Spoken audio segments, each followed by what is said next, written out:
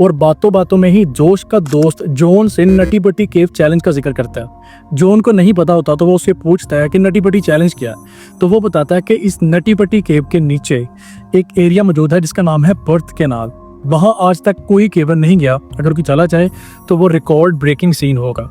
यहाँ जॉन इस चैलेंज को एक्सेप्ट कर लेता है, तो वो प्लान बनाता है कि वो बर्थ कैनाल की तरफ जाएगा और जोश और उसके दोनों दोस्त केव की दूसरी साइड की तरफ जाएंगे। बट जोश अपने भाई के साथ जाने के लिए बजिद होता है, तो इनका प्लान ये बनता है कि जॉन और जोश बर्थ कैनाल वाली साइड की तरफ जाएंगे और दूसरे दो केव की दूसरी साइड की तरफ जाएंगे।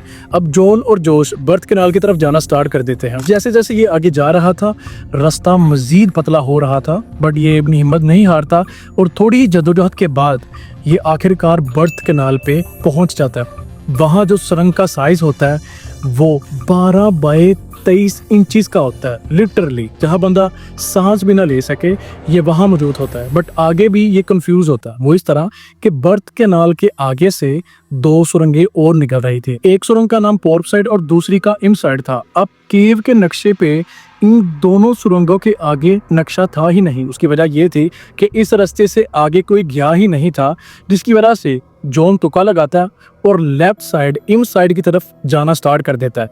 अब ये जैसे जैसे आगे जा रहा था रास्ता पहले से भी ज़्यादा पतला होता जाता है। बट इसके ज़हन में यही था कि आगे कोई रूम खुला निकलेगा जहाँ से ये टर्न लेके वापस आ जाएगा, और यही उम्मीद होती है। ये आगे बढ़ता रहता है। अब मज़ीद आगे जाने के बाद उसको एक शार्प टर्न नज़र आता है। जब ये उस शार्प टर्न के अंदर घुसता है तो बस इसके होश उड़ जाते हैं, क्योंकि आगे वो सुरंग ख़त्म हो रही होती है। आगे उसको ज़मीन नज़र आती है। तो जब ये पीछे जाने की कोशिश करता है, इससे पीछे भी नहीं जा रहा होता। आप ये ज़रा इसकी पोजीशन देखें। अब यहाँ से पीछे जाना इम्पॉसिबल होता है। अब इस पॉइंट पे जॉन को अपनी गलती का एहसास हो चुका था। वो ऊंची ऊंची जोश को आवाज़ें लगाना स्टार्ट कर देता है जो इसके पीछे ही आ रहा था। जब इसको जोश का रिस्पॉन्स आता है तो ये उससे कहता है कि मुझे फॉलो मत करो, यहाँ रास्ता ख़त्म हो रहा है और मैं बहुत ही बुरे तरीके से फंस चुका हूँ।